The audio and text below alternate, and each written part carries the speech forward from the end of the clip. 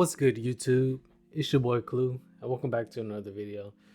Today, we're going to be talking about a few tips that's going to make your MyTeam experience a little better.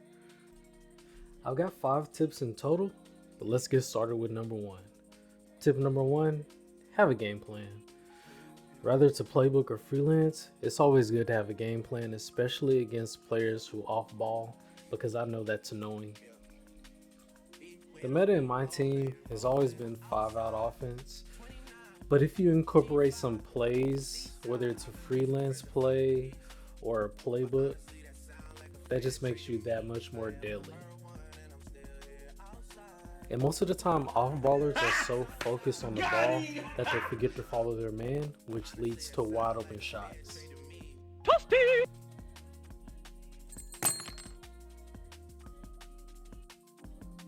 Falcon Punch!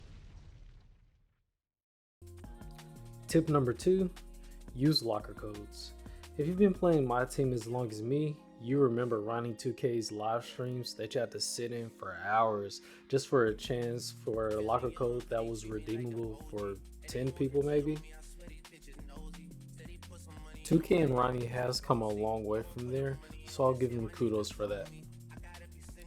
2K now gives everybody a fair chance, I'll say that in air quotes, at picking up pretty decent cards for free.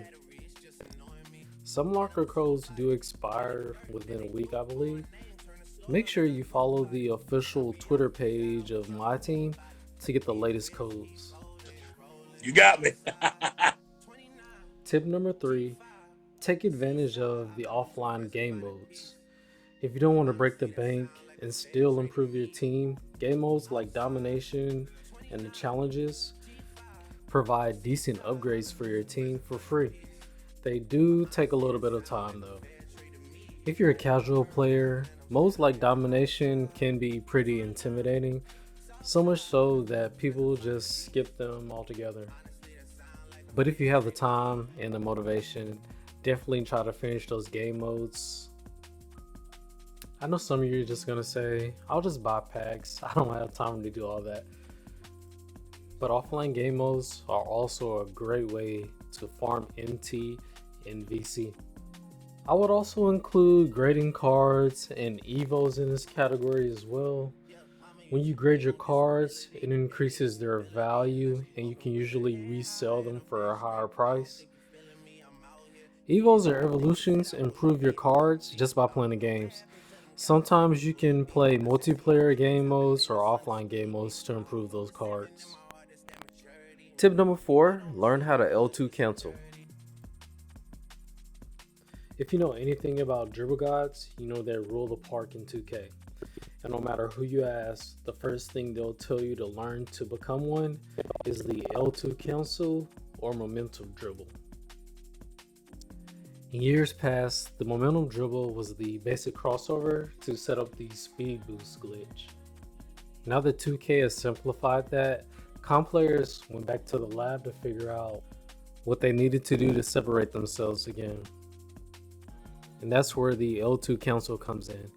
It's pretty simple once you learn the mechanics. It just takes some practice getting used to pressing all the buttons together. But once you get it down packed, your MyTeam experience will improve dramatically. Combining this move with some screens will make you almost unstoppable.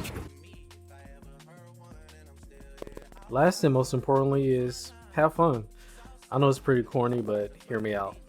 Come on now, dog. Come on, man. This game can test your mental stability sometimes. Don't let it. Remember the reason you started playing 2K. Whether it's because you just like basketball or the NBA, or just the fantasy aspect of MyTeam. You're going to win some games and you're going to lose some games. You win some, you lose some. But you live to fight another day. That's just how it is. And once you realize that, the less money you'll spend on broken controllers, and the more money you'll probably spend on packs.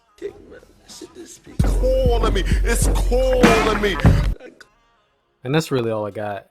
You guys comment any tips that you have for anybody picking up MyTeam this season. Also, let me know what you guys think about the recent All-Star releases, and also that 100 overall Kareem. I don't know if I'm gonna get him. He looks pretty pricey, but you never know. It's your boy Clue. Like, share, subscribe.